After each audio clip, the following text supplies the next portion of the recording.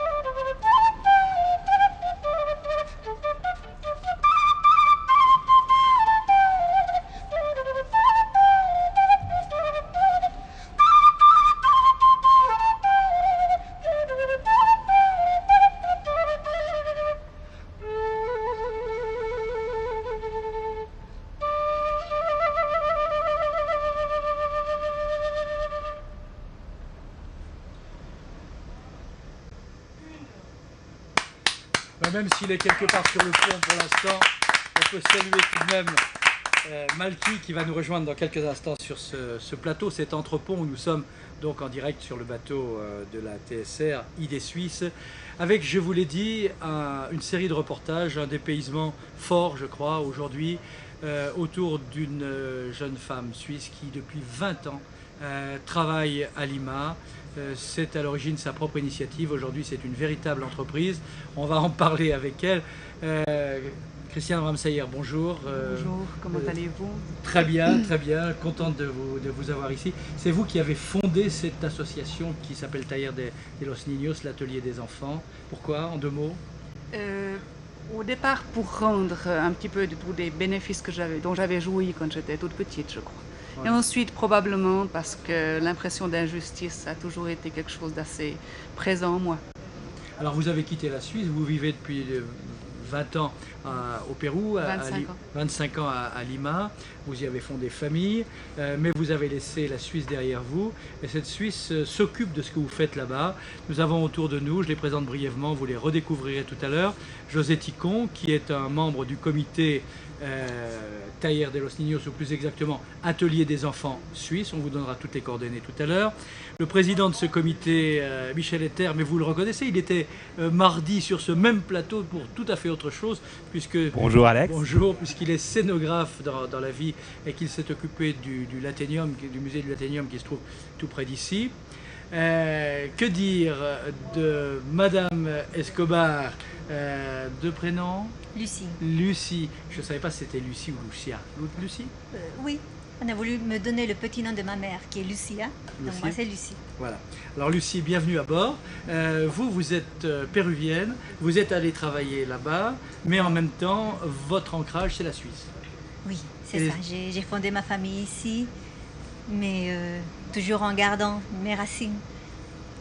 Voilà, et Christine qui est à vos côtés, Christine elle est romande elle aussi, elle est enseignante mais elle s'intéresse à ce qui se passe à l'autre bout de la planète et je dois dire que j'ai eu la chance un peu par hasard de vous rencontrer à Lima chez Christiane Ramsayer au moment où je m'y trouvais. Donc on pourra parler de ce travail commun. Voilà, c'est à peu près ce qu'on pouvait dire sur ce point précis. Moi, ce que je vous propose, c'est qu'on découvre Canto Grande. On est donc à combien? 10 km du centre de Lima? À 14 km. 14 km. Hauteur. Et puis c'est déjà une autre vie, on peut le dire. Je vous propose d'y aller. Vous allez nous dire comment ce lieu est né et ce qu'il est aujourd'hui.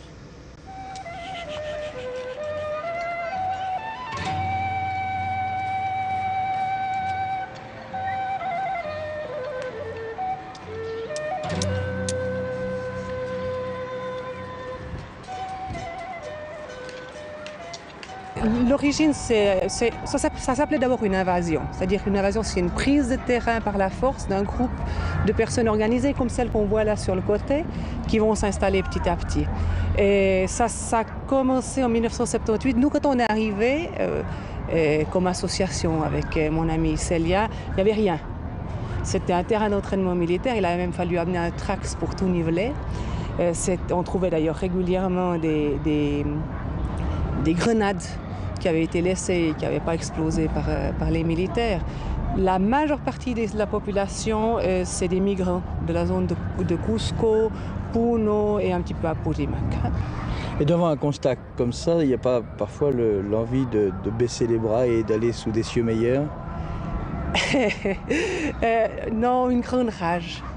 Une grande rage, une immense déception en pensant qu'en 1985, on avait finalement parié pour un nouveau président en disant il est nouveau, ça va changer. Ensuite, en 1990, l'espoir que malgré la violence politique, peut-être il y avait une lueur d'espoir quelque part. Et puis finalement découvrir que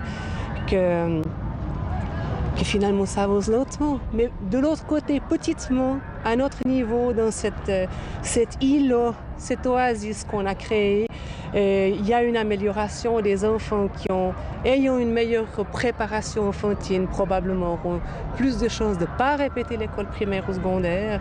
Et puis une possibilité de pouvoir faire un impact avec les parents, parce que finalement, c'est les parents qui ont entre les mains le destin de leurs enfants.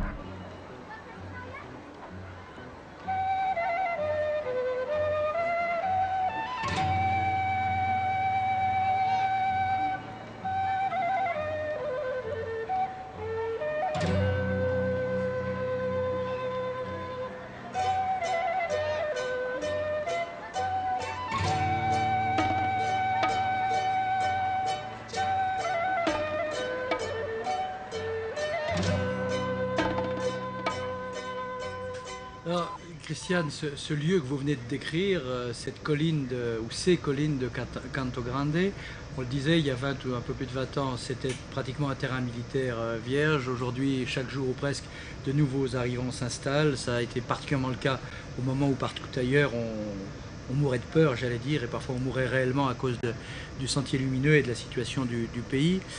Vous, pourquoi et comment avez-vous jeté votre dévolu sur ce lieu au point d'y être resté depuis plus de 20 ans?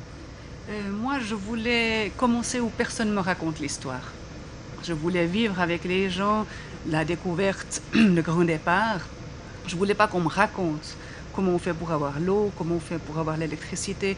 J'avais vraiment envie de construire avec la population quelque chose de différent. Pas qu'on me raconte après coup ou qu'on me reproche de ne pas avoir vécu les moments les plus difficiles. En fait, vous aviez quoi choisi? Vous aviez choisi le Pérou sur catalogue ou qu'est-ce qui vous avait amené là? Ça a été un pur hasard. Je suis partie d'abord comme volontaire et puis après, suite à une anecdote particulière, j'ai décidé de me lancer toute seule pour pouvoir faire quelque chose qui me semblait important. C'était supporter ou apporter un appui aux mères quand elles doivent aller travailler. Alors depuis lors, vous avez fait plein de choses, on va le découvrir au fil de cette émission. Mais enfin, les premières étapes, non pas celles qu'on a pu filmer il y a quelques semaines, mais celles de ce long chemin de 20 ans, les premiers actes et les premières actions qui ont marqué ce long chemin. À part l'ouverture de la garderie, qui était pour nous un moment important, qui était le 1er août 78, après le moment qui nous a plus marqué, c'est 3 mois plus tard, quand une petite élève de notre garderie, Patricia, est décédée de diphtérie. Et le ministère de la Santé m'avait dit, il n'y a pas de problème, on a fait une ceinture sanitaire, il n'y aura pas du tout de danger. Et puis, bon, notre élève est décédée 2 jours plus tard. Alors moi, j'ai trouvé absolument insupportable ce manque d'efficacité. Et surtout, j'ai juré et promis que plus aucun enfant sous ma garde ne mourrait pour des raisons que je pouvais éviter. À partir de ça, a été compris, on a commencé le système de protection sanitaire avec le centre médical. Et puis après, ça a suivi en fonction des besoins et des demandes de la communauté. Donc aujourd'hui, école, crèche familiale, formation des jeunes adultes, enfin c'est une véritable entreprise à vous toute seule. Je dis vous toute seule parce que vous n'êtes pas très nombreux quand même. Et, je suis l'unique étrangère, qui est la chose un peu plus importante. Je crois que les Péruviens doivent faire leur travail, mais on est quand même un petit peu plus de 50. Alors on peut peut-être en quelques minutes voir les lieux. Alors ils ne sont pas forcément très chatoyants. Il faut dire qu'à Lima, la plupart de l'année, il fait toujours un peu gris comme ça. C'est l'effet à la fois du brouillard et de la pollution. Donc je ne dirais pas que c'est forcément l'endroit où on aurait tendance à aller en vacances. Ça, ce sont les immeubles qui jouxtent directement l'école. Voici l'école. Donc elle ne paye pas de mine, en tout cas à nos yeux. Mais je peux attester du fait que pour les gens de là-bas, c'est sacrément important. C'est vraiment une oasis, c'est un endroit où on aimerait que les enfants puissent être correctement soignés, aimés, accompagnés pendant que la maman va travailler. C'est une garderie, la première c'est la garderie qui est ouverte depuis 7 h du matin jusqu'à 5 h de l'après-midi pour que justement il n'y ait pas du tout ces accidents que l'on voit communément qui sont en général les enfants brûlés dans les nattes de paille parce que la maman est absente et qu'il y a un accident. L'enfant frotte une allumette et c'est la tragédie. On dit bidonville mais c'est vrai que c'est plutôt de la planche et de la paille. C'est ça. Et quand il y a du ciment, parce qu'on en a vu beaucoup, il ne faut pas trop se confier. À l'intérieur, il n'y a vraiment rien. Le mur, finalement, c'est pour se protéger des yeux des autres, souvent.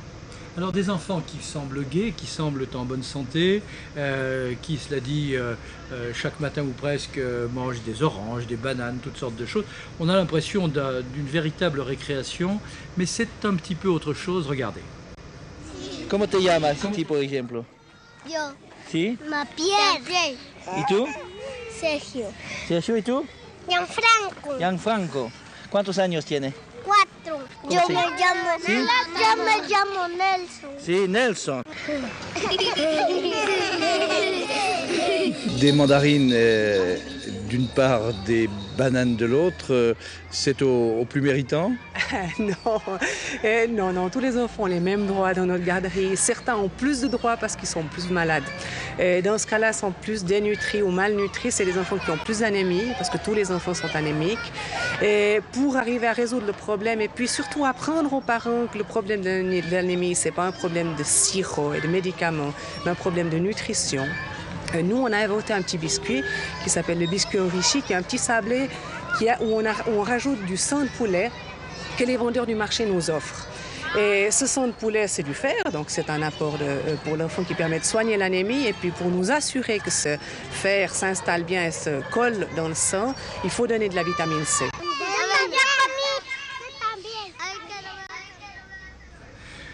Oui, donc même si on n'en a pas, on peut toujours se faire offrir des oranges par les enfants. Ils adorent ça. En particulier les offrir à la caméra. Il y en avait un peu partout, mais j'espère qu'on a vu à travers l'objectif quand même.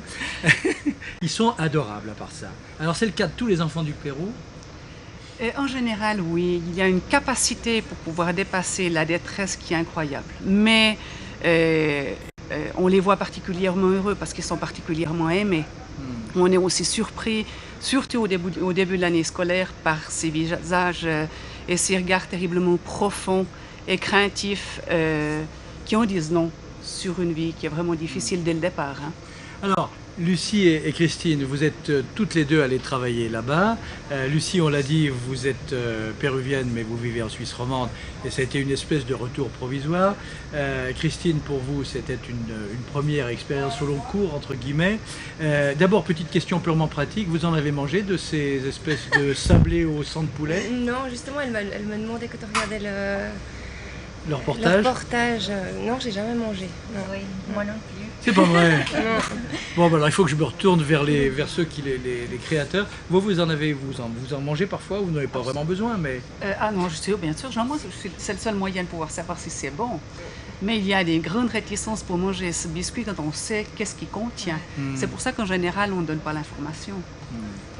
alors ce qui est passionnant aussi, c'est de voir ces enfants qui ont une totale confiance en des personnes qui appartiennent souvent à une autre génération, qui sont là depuis plusieurs années, sont les cuisinières. Alors on va peut-être les voir en cuisine, mais j'aimerais qu'en même temps, je dirais que vous nous les présentiez. Eh bien, nos deux cuisinières qui sont...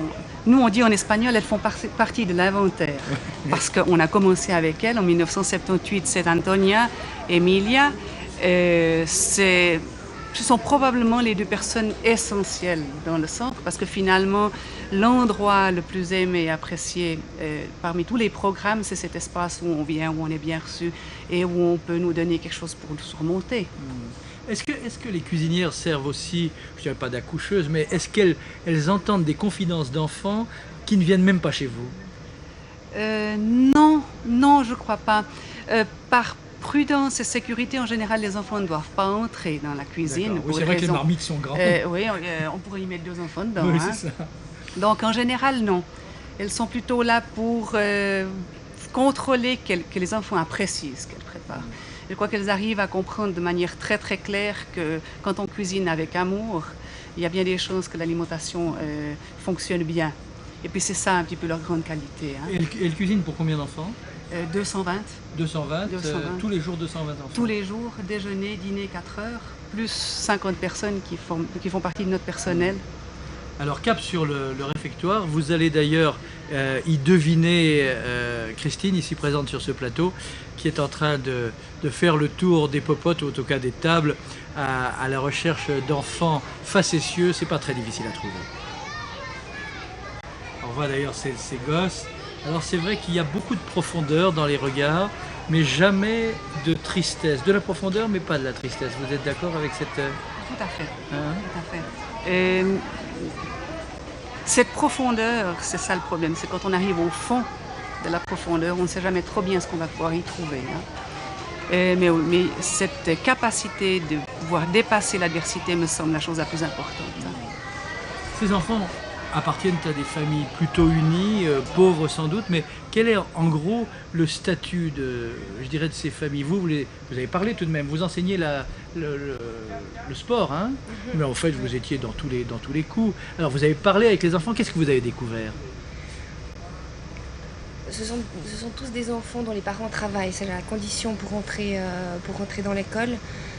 Et c'est vrai que ce sont des enfants qui ont besoin de bouger, qui ont envie de jouer, et c'était le but principal là-bas, c'était de montrer à tel point ce besoin d'aller dehors et de mouvement, parce que ces enfants restent de 7h30 jusqu'à 5h à travailler, ils ont entre 3 et 5 ans. Et l'apprentissage par le jeu, au niveau intellectuel, au niveau social, est tellement important que c'est vrai qu'ils avaient besoin de ça. Donc, l'enseignante que vous êtes a l'impression que les enfants de là-bas sont plus, je dirais pas plus réceptifs, mais sont plus dans l'attente d'apprendre que ceux que vous avez ici en Suisse romande ou pas? C'est une question difficile, on me l'a souvent déjà posée, puis j'ai toujours tendance à dire j'ai pas envie de comparer parce qu'on peut pas comparer. Ouais. Mais c'est vrai qu'un enfant qui reçoit un ballon là-bas a un tout autre comportement qu'un enfant qui reçoit un ballon ici. Peut-être ici, ils en ont 2, 3, 4. Et là-bas, rien qu'un ballon de baudruche, mais ils se battent pour aller chercher le petit ballon qui est pratiquement fichu pour le garder chez eux parce qu'ils n'ont pas.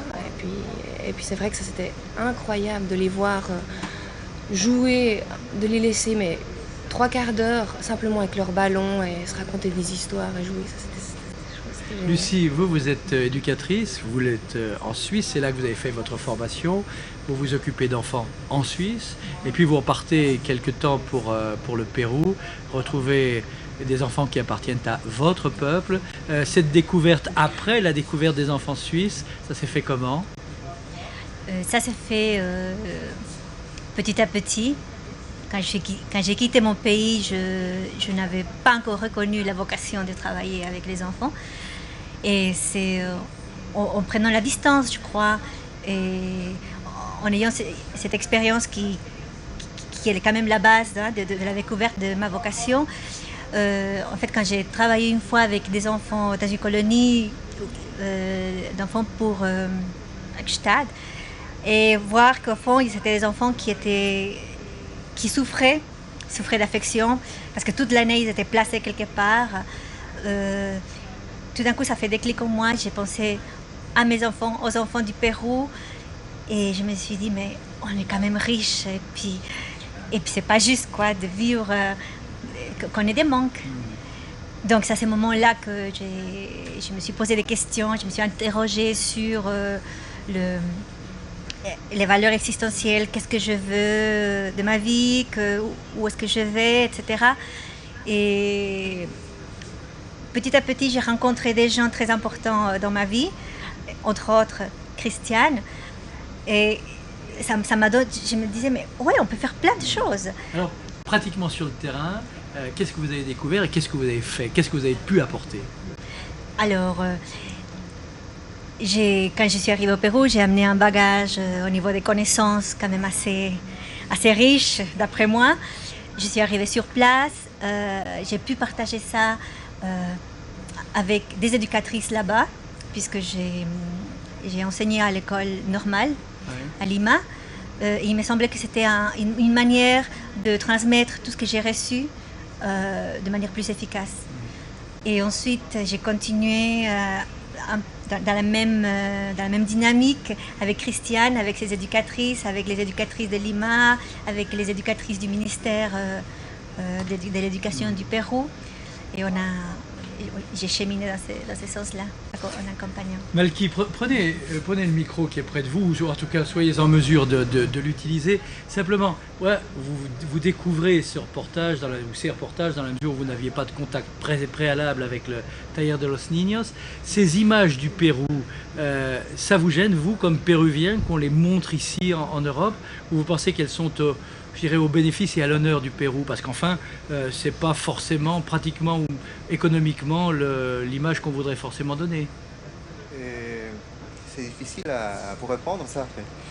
Ce que je pourrais dire, c'est que je serais fier des enfants du Pérou, parce que en face des difficultés qu'ils ont, la pauvreté et tout ça, il y a toujours devant la joie, l'envie de jouer, de vivre, d'y aller. C'est ça. Ce que Et l'enfant que vous êtes peut-être encore un peu, ça lui manque le Pérou? Oui, oui, un petit peu, oui, mais je trouve dans la musique aussi cette rapprochement avec mon pays. Alors, je vous propose qu'on vous retrouve dans un pré-enregistrement de ce matin sur le pont de notre bateau pour une nouvelle séquence musicale avec toute une série d'instruments qu'on va voir et que vous pourrez brièvement nous présenter après. Mais d'abord, rendez-vous en différé à la proue d'Idées Suisses.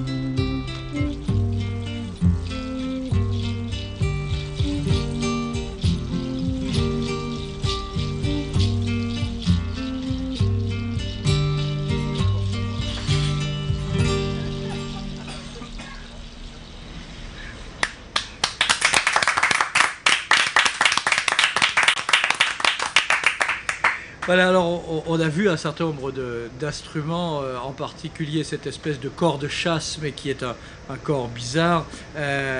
Malky, vous êtes de retour parmi nous là, avec cet instrument. Il est fait comment? Il y a manifestement une corne à un bout. Comment ça se passe? Et en fait, c'est un instrument qu'on utilise partout l'Amérique du Sud, du Chili, au Pérou, l'Équateur. Et c'est fait avec cette partie-là, avec deux corps de veau. Et cette partie, ça, c'est de roseau qui est tout. Ah bon, je pensais que c'était un tuyau d'arrosage. Non, c'est pas le cas. De roseau qui était d'abord mouillé, et on l'a fait tourner comme ça. Alors ça, c'est plutôt les instruments de la côte ou de l'altiplano, puisque je rappelle que le Pérou est vraiment partagé entre une partie côtière sur le Pacifique, puis une partie en grande altitude du côté du Machu Picchu. Oui, c'est surtout ce sont des instruments des Andes, de la cordillère des Andes. Ce ne sont pas de la côte, ce sont normalement des instruments traditionnels des Incas, des pré-Incas. Ouais. Et cette grande flûte que vous avez sur les genoux? Ça, c'est un instrument qui s'appelle le moseño. Moseño. Moseño, oui, qui appartient à la famille des flûtes des quenas, qui vient d'une des îles qui est sur le lac Titicaca, qui s'appelle l'île du Rose,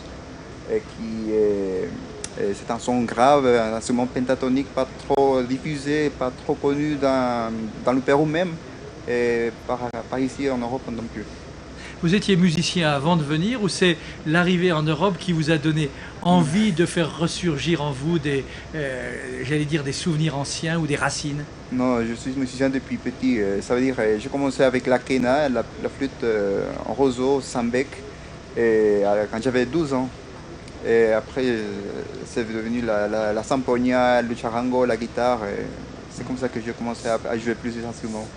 Alors je précise que sur le site de Zigzag Café, on trouve vos adresses, vos adresses internet, tout ce qu'il faut. On en reparlera d'ailleurs tout à l'heure. Juste un détail ou une précision, quand je posais la question à Malky tout à l'heure de savoir si finalement ça le gênait de voir des images de pauvreté de son pays, vous avez voulu réagir, mais on était déjà parti pour le deck. Dites-nous ce que vous vouliez dire. Oui. Une des choses, la philosophie institutionnelle, c'est ne jamais montrer la tragédie. Une des choses qu'on s'est promis depuis le départ, à l'atelier des enfants, Taller a los Niños, c'est qu'on n'allait pas montrer la tragédie, on allait montrer le résultat. Par respect au pays que je ne connaissais pas autant il y a 24 ans, mais maintenant que j'aime profondément, et on montre les choses parce qu'on peut les changer, mais pas pour faire de la peine, et encore moins pour donner honte aux gens qui sont là-bas. On voit maintenant, où on va voir dans quelques instants, des images qui sont les abords de cette même école, mais sur le côté arrière, si on peut parler d'arrière. Et c'est en fait l'endroit où les gens viennent de tout le barrio, de tout ce quartier, pour amener des enfants à des médecins qui tiennent permanence là. Vous allez tout à l'heure nous expliquer quel est le rôle de ces médecins, comment ils sont payés, mais surtout, moi ce que je voudrais savoir en deux mots, ce lieu existait auparavant, vous l'avez repris ou vous l'avez là aussi créé? Non, je l'ai construit. Construit. Oui. Il n'y avait rien. C'était vraiment un terrain absolument vide. Voilà. Quand vous dites je, c'est un peu vous, votre mari est pour beaucoup. Hein? Eh bien oui, moi j'ai connu mon mari parce que c'est lui qui m'a construit la garderie. Ah d'accord. Je l'ai engagé d'abord. Vous l'avez d'abord engagé. Il a bien supporté. Dans ce pays, c'est parfois un peu macho, non, c'est pas son cas. Non, ou bien est-ce que je suis devenue très latine, je ne sais pas. En tout cas, je vous propose qu'on entre dans ce centre médical pour voir un peu ce qui s'y fait. D'accord. ¿Cuántos años tiene?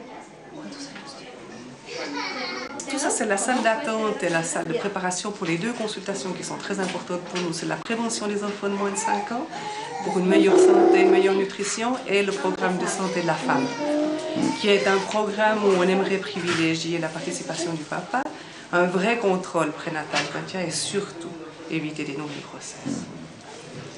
Éviter les nouvelles grossesses, ça veut dire quoi? Convaincre ou utiliser Non, expliquer. Il y a des grandes peurs de la part des mamans pour utiliser les moyens de contraception. Le stérilet, comme elles ne connaissent pas le corps, le stérilet on le pose et puis il monte et puis il griffe le cœur. Et la pilule donne le cancer.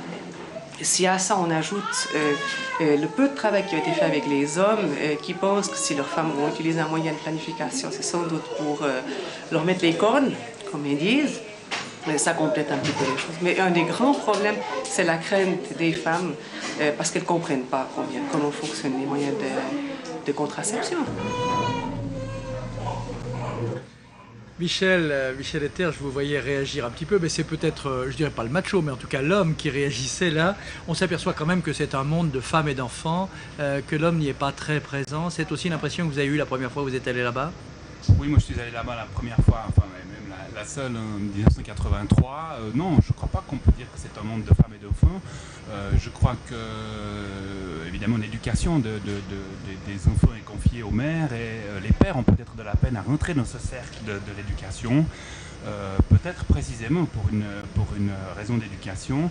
Et je crois que le travail de Christiane et les programmes qui sont mis sur pied au Pérou a précisément ce rôle-là de faire participer le père au binôme femme-enfant, dans le fond, qui est encore bien solide et presque un peu exclusif là-bas. Est-ce que vous saviez que notre virilité tient à la longueur de notre cordon ombilical? Oui, ça fait partie des histoires incroyables qu'on entend sur place. Christiane en a raconté quelques-unes tout à l'heure, on en verra peut-être encore. Merci. C'est toujours relatif au même problème de l'éducation. Toutes ces croyances qui circulent dans le fond, dans le peuple péruvien freinent évidemment le développement d'une bonne éducation des enfants et elles font un peu partie du problème. Alors en matière de santé, je vous propose quasiment une perle. C'est clair.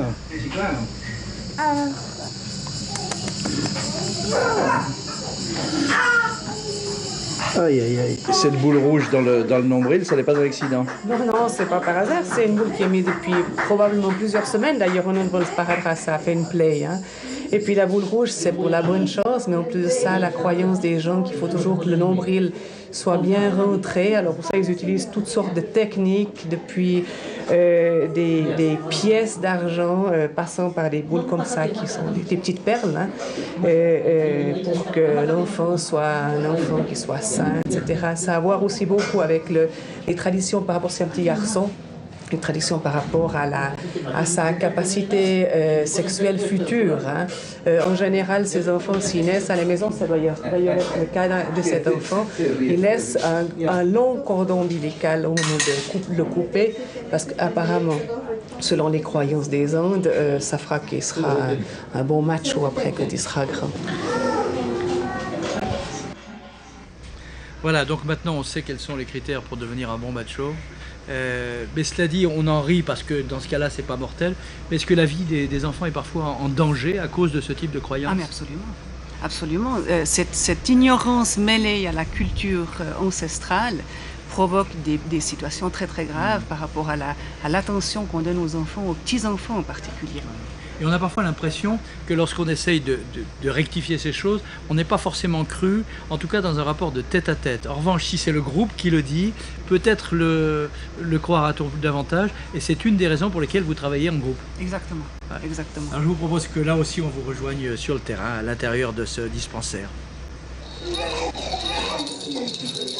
Le programme national du Pérou, qui s'appelle Programme de croissance et développement, oblige à un contrôle tous les mois pendant le premier semestre, après tous les 2 mois, de tous les enfants. Nous, on a découvert qu'il ne faut pas éloigner les contrôles des enfants à partir de 6 mois, parce que c'est le moment où ils commencent à abandonner l'allaitement maternel et où commence la dénutrition. C'est le cas de ces enfants qui ont juste 6 mois et qui doivent commencer à apprendre à manger. Alors, ce qu'on fait, au lieu de faire une évaluation horizontale où l'infirmière donne les informations à la maman, puis la maman dit si señorita, puis on ne sait pas très bien ce qui se passe derrière la tête, ou dans la pratique à la maison. On réunit les mamans pour faire du travail de groupe, ce qui fait que d'abord elles peuvent partager leurs expériences, donc on peut récupérer ce talent populaire qu'ont les mamans pour s'occuper de leurs enfants. Le papa assiste, c'est déjà une grande victoire, mais il ne participe pas vraiment. Non, il a donné des recommandations à sa femme. Je ne sais pas si vous avez eu l'occasion de voir, mais il lui a expliqué comment il fallait faire. Hein.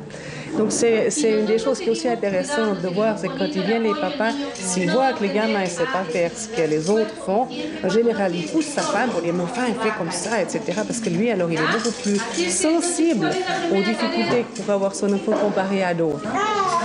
pour les bébés qui sont là, ce sont des bébés voulus ou pas voulus habituellement? Officiellement, 65% des grossesses ces 2 dernières années ont été des grossesses non désirées. Maintenant, face à la réalité, très souvent il y a des choses qui changent finalement. Effectivement, c'est un bébé qu'on n'a pas voulu, mais face à l'enfant qui est né, peut-être qu'il y a des choses qu'on peut changer. Si effectivement il y a un accompagnement qui permet de faire ce lien d'amour avec l'enfant.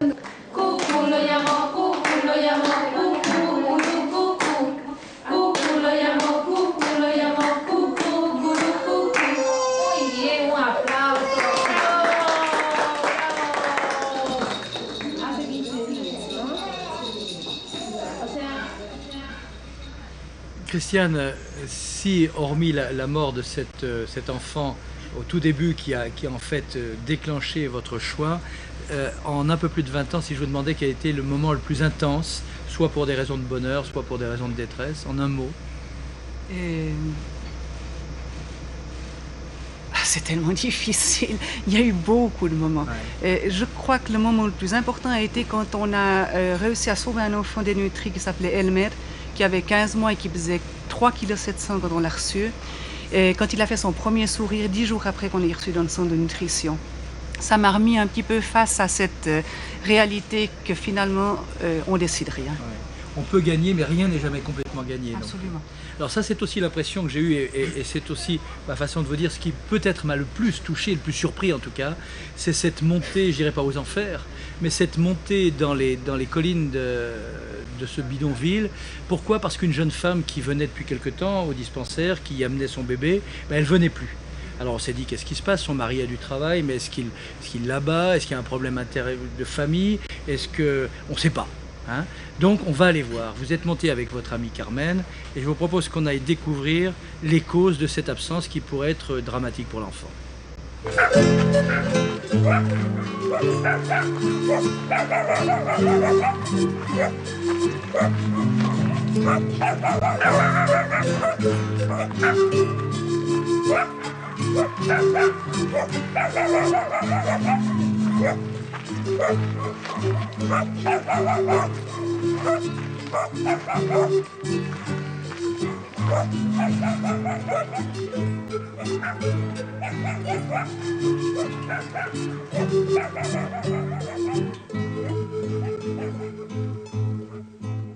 Ils ont acheté à crédit une télé et un équipement de stéréo.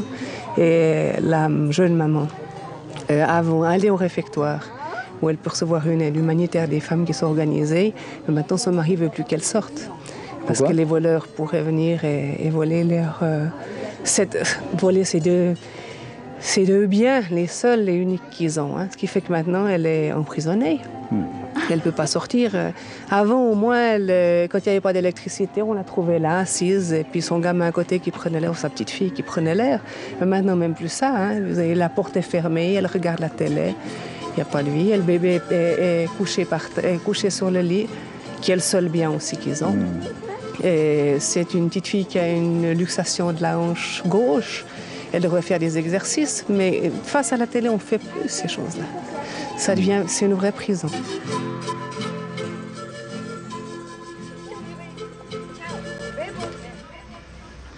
Et depuis ce reportage, elle est revenue au dispensaire? Elle est revenue. Ça y est, c'est gagné. Il faut préciser qu'elle a 16 ans. Hein. 16 ans. Elle se construit sur cette nouvelle réalité qui vous a profondément choqué. Ça ne m'étonne pas de la part d'un journaliste. Oui. Hein. Non, mais enfin, c'est un petit peu... ça laisse perplexe, c'est ça que je voulais dire. Hein. Le revers de la pièce, le revers du progrès, le revers du fait d'avoir tout à coup un tout petit peu d'argent de plus que les autres, et donc une télévision. Hein. Voilà, je crois que, vous le savez, cette émission va se terminer quasiment, c'est déjà le moment. Ce que je voulais dire, c'est que vous allez partir, mais qu'ici reste une structure qui s'appelle Taller de los Niños, ou plus exactement Atelier des enfants suisses, avec une adresse qui est case postale à Oron-la-Ville. Je précise aussi que tout ça, vous le trouvez sur le site de Zigzag Café, qui va être diffusé à la fin de cette émission, dans le générique de fin. Juste en deux mots, José, vous vous occupez des fonds. Les fonds viennent à la fois d'institutions, d'institutionnels et de particuliers. Tout à fait. Il La grande majorité des dons qui nous sont donnés sont des dons d'individus qui souhaitent soutenir l'action de Christiane, mais il y a également le canton, par exemple, qui nous offre certaines sommes sur des projets qu'il s'agit de défendre pour obtenir la subvention. Voilà, je crois que c'est à peu près tout ce qu'on pouvait dire aujourd'hui, mais je vous le répète, toutes ces adresses, tous les contacts, en particulier pour vous trouver vous, pour avoir des réponses, pourquoi pas pour vous demander à vous, lorsque un jour vous n'aurez pas cours quelque part dans le canton de Vaud, de venir expliquer ce que vous avez vécu là-bas. Même chose pour vous, Lucie. Donc, merci à vous d'être venus. Bon retour au Pérou. Revenez-nous avec de bonnes nouvelles. Et puis, je précise aussi à propos de Malky qu'il a publié un disque qui s'appelle Imagine. Et voilà, c'est tout ce qu'on peut dire. Lui aussi, vous trouverez son site. Et ce soir, il joue à Lausanne pour la fête de la musique. Malky et vous tous, merci. On termine, Malky, avec vous en musique. Lundi, Jean-Philippe Rapp. Et vendredi prochain, un nouveau Robinson du vendredi. Ce sera à nouveau une Robinson, une jeune femme valaisanne qui a décidé d'aller apprendre la chanson au Québec. Merci à tous, bravo, merci. Et à la semaine prochaine.